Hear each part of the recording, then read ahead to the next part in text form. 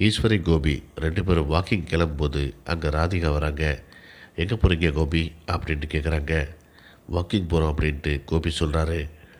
நம்ம 2 பேரும் வாக்கிங் போயிட்டு வரலாம், அம்மா இங்கே இருக்கட்டும் அப்படின்னு சொல்லிட்டு ஈஸ்வரியை விட்டுட்டு கோபியை மட்டும் கூட்டிக்கிட்டு ராதிகா போகிறாங்க. இதனால் ஈஸ்வரி ரொம்ப அப்செட் ஆகியிருக்காங்க. அடுத்த சீனில் எல்லா வேலையும் முடிச்சுட்டு ராதிகா வேலைக்கு கிளம்புறாங்க. ஈஸ்வரி அப்போது அங்கே ராதிகாட்ட வந்து இன்றைக்கி கோபிக்கு செக்கப் பண்ணணும், அவனுக்குரிய ரிப்போர்ட்லாம் கொடுமா அப்படின்னு சொல்லிட்டு கேட்குறாங்க.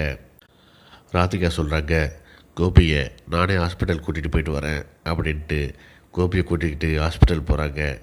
போகிற போக்க பார்த்தா கோபியை நம்மக்கிட்டேருந்து பிரிச்சுடுவா போல இருக்கே அப்படின்ட்டு ரொம்ப அப்செட் ஆகி ரொம்ப கவலையோட அங்கே இருக்கக்கூடிய சோபாவில் போயிட்டு ஈஸ்வரி படுத்துக்கிறாங்க.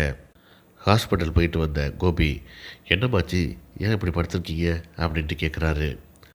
அவள் செய்கிறது எனக்கு கொஞ்சம் கூட பிடிக்கல. அவள் நேத்திக்கு வந்தவடா, நான் உன்னை பெற்று வளர்த்தவன், எனக்கு இல்லாத அக்கறை அவளுக்கு என்ன வந்துச்சு அப்படின்ட்டு ஈஸ்வரி பேச ஆரம்பிக்கிறாங்க. இந்த இடத்துல கோபி ஈஸ்வரியை ஆஃப் பண்ணணும் அப்படிங்கிறதுக்காக ஒரு ட்ராமா ப்ளே பண்ணுறாரு. திடீர்னு படபடப்பாக இருக்குது அப்படிங்கிற மாதிரி சொல்கிறாரு.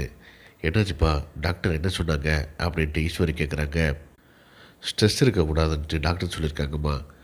நீங்கள் அமைதியாக இருந்தால், எந்த பிரச்சனையும் பண்ணாமல் இருந்தால் உங்கள் பிள்ளையும் சந்தோஷமாக இருப்போம்மா, எந்த பிரச்சனையும் எனக்கு இருக்காது அப்படின்ட்டு சொல்கிறாரு. இங்கே நடக்கிற எல்லாத்தையுமே பாக்கியா கிச்சனில் இருந்து பார்த்துட்ருக்காங்க. சரிப்பா, நான் இனிமேல் எதுவுமே சொல்ல மாட்டேன், வாயவே திறக்க மாட்டேன். நீ சந்தோஷமாக இருந்தா, நீ நல்லா இருந்தா அதுவே எனக்கு போதும்பா அப்படின்ட்டு ஈஸ்வரி சொல்லிகிட்ருக்காங்க.